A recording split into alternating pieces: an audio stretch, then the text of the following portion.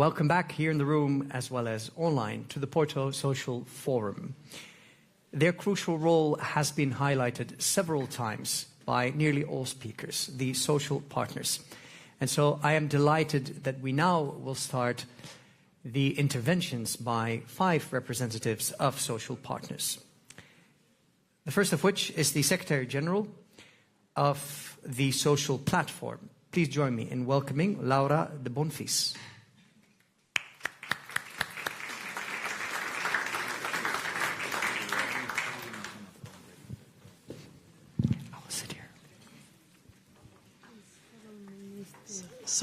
Hello.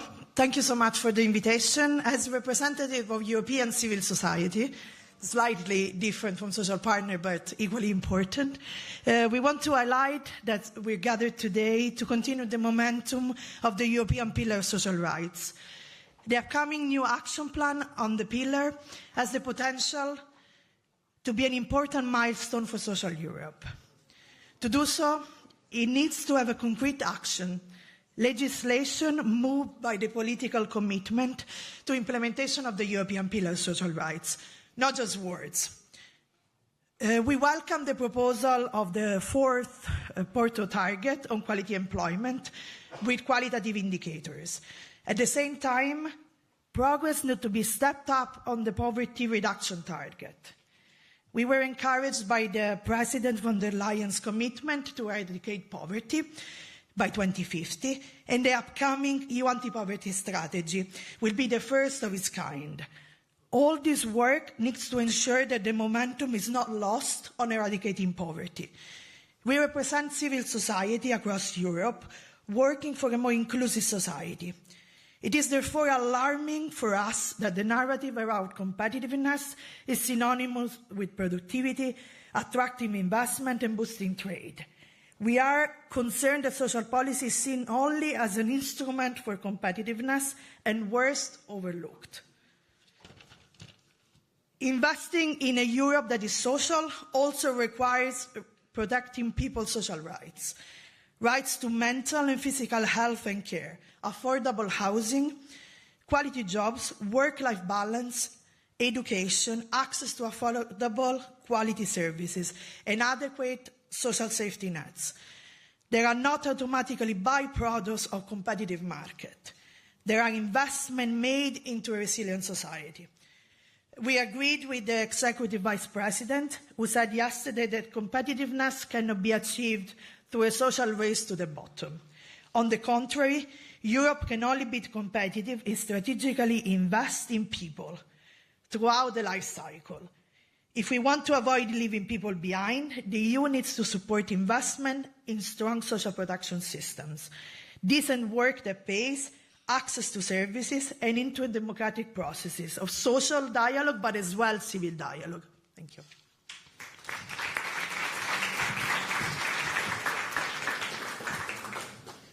Thank you very much, Laura. I'm now happy to give the floor to the Deputy Director General of Business Europe, Thérèse de Liedekerke.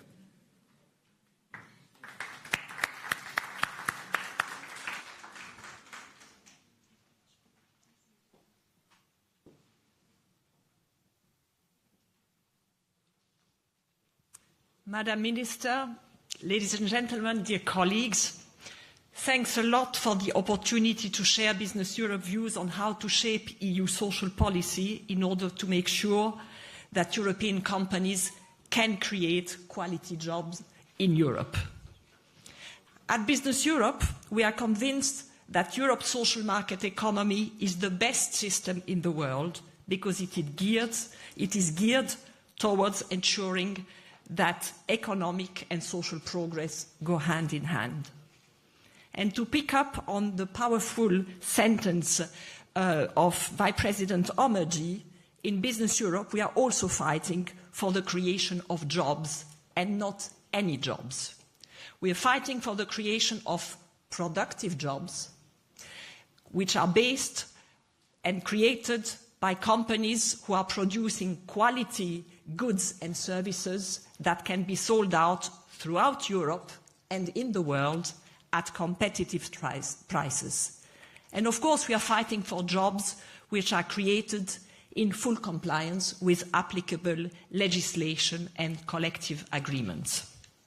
And that is why we always underline the importance, when we do take action at EU level, to fully respect both national competences and the autonomy of the social dialogue. Unfortunately, this is not always the case, and there are a few cases where the EU has encroached both on national and on social partners' competences.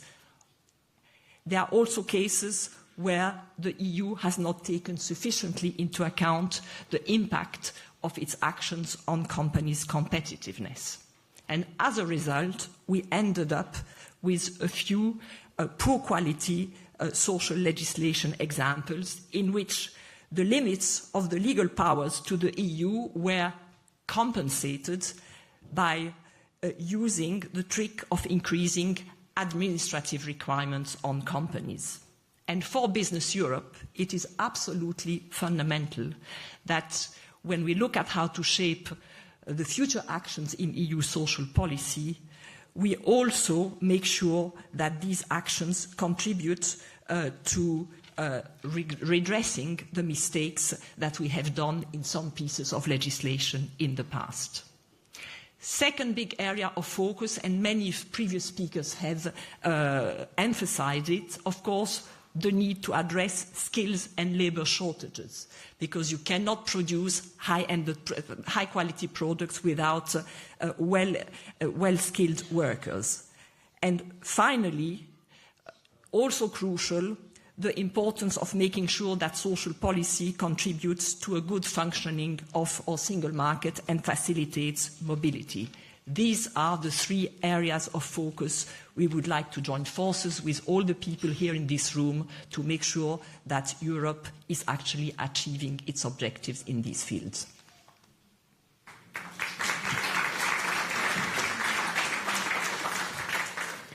Thank you very much, Thérèse. I'm now delighted to give the floor to the Secretary General of SGI Europe, Valeria Ronzitti.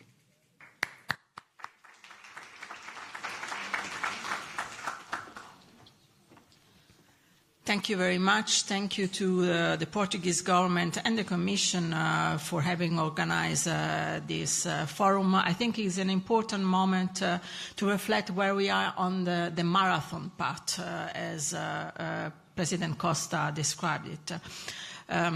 It's funny, I didn't copy the speech of EVP Minsato, but she spoke about the buzzword. And for us, indeed, compass should be a buzzword, yes, but more than a buzzword. There is the competitiveness compass, but also the pillar is a compass, the compass that guarantees that indeed competitiveness and social Europe progress together. This is possible. We heard many examples yesterday. But the pillar is made of principle, and whereas I think we generally all agree on the principle, we don't always agree when we have to put this principle into action. And for us, as in SGI Europe, this action is even more important than the principle. That is why we give a lot of importance of the upcoming action plan on the EPSR. And here I must say that our priority is to see all these principles, all the EPSR principles put into action. So even before setting new targets, or at least in parallel of setting new targets, our call is to bring to life the principle from 16 to 20 that deal with housing, but all the other essential services. There is a lot of focus on housing, but if you have a house and no access to potable water, then you don't have the full picture.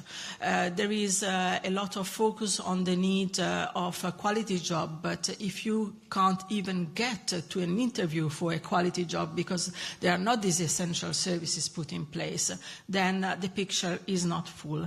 And that is why we are calling, and we will keep calling, for an action plan on services of general interest. Thanks God we are not alone. There is Enrico Letta who did it first, and we want to keep on this momentum to have the freedom to stay a reality, and the pillar can also serve this. So please don't have only one focus for the pillar, but the 16 to 20 principle shouldn't be the Cinderella. Take care of them all. Thank you.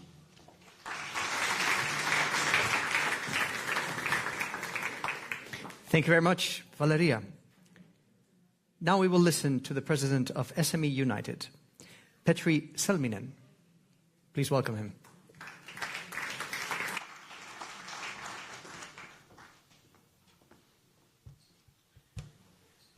Dear Ministers, Excellencies, colleagues, friends, thank you for starters, for Portuguese government for this forum. We've heard of the importance of it, especially times like this. I would say that President Costa mentioned the first time the forum was organized in the middle of pandemic, how crucial it was at that time. And I would say that currently the actual topic of the forum is back to basics. We need to understand each other. We need the dialogue, maybe more than ever. We need true understanding of the true power of Europe. And I would say the true power of Europe lies in people and in companies. I represent the 26 million of European SMEs, and I know it's our pride to offer and provide quality jobs, because otherwise we cannot survive. Therefore, I think that we need to move from intentional confrontation to actual understanding and, yes, actual actions towards competitive Europe that enables prosperity but enables success also in running your business. Dear friends, thank you for the forum. I look forward to future discussions and dialogue as well. Thank you. Thank you very much.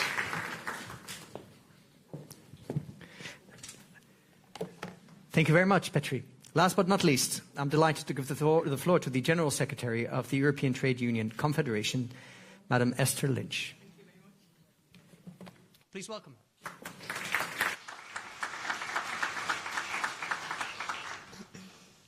I believe every job should be a quality job. I believe every job can be a quality job.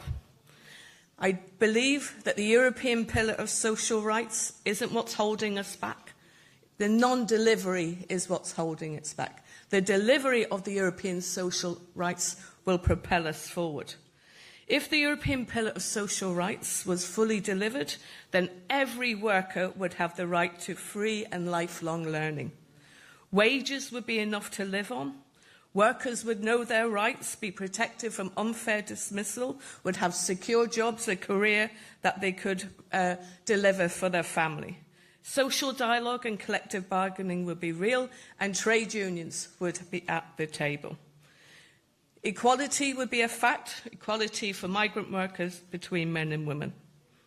That's why we support Vice President Massato's call for a Quality Jobs Act. The threshold must be the International Labour Organization decent work agenda. But more, we also need a directive to make sure that the transition is just, that workers are involved in anticipation and management of change, and that there is alternative to redundancies. We need regulation on AI at the workplace. We can't just hope for the best. We need to prevent psychosocial risks. There's an epidemic of stress among workers. We need to limit subcontracting and labour market intermediaries. Let's get the gangmasters out of Europe. We need to mobilise all of our resources. That includes using public procurement to make sure that the money from government, from state, promotes workers to be able to join a union and to be able to collectively bargain. And most of all, we need to end exploitation. We shouldn't pretend it's not happening.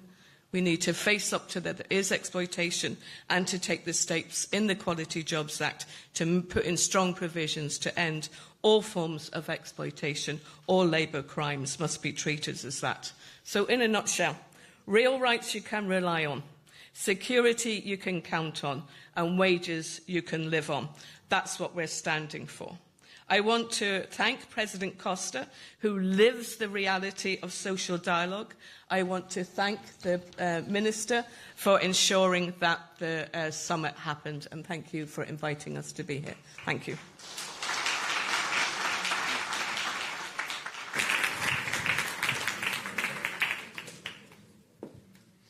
Thank you, Esther, and I thank the social partners. This then concludes the high-level opening ceremony. We now have the ministerial roundtable.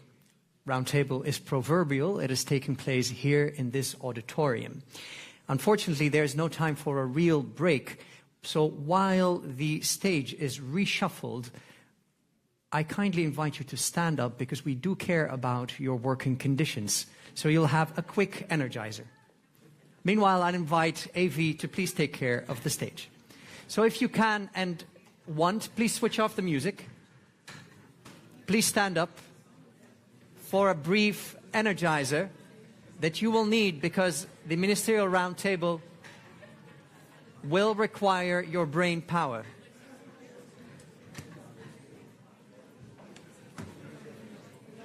All right.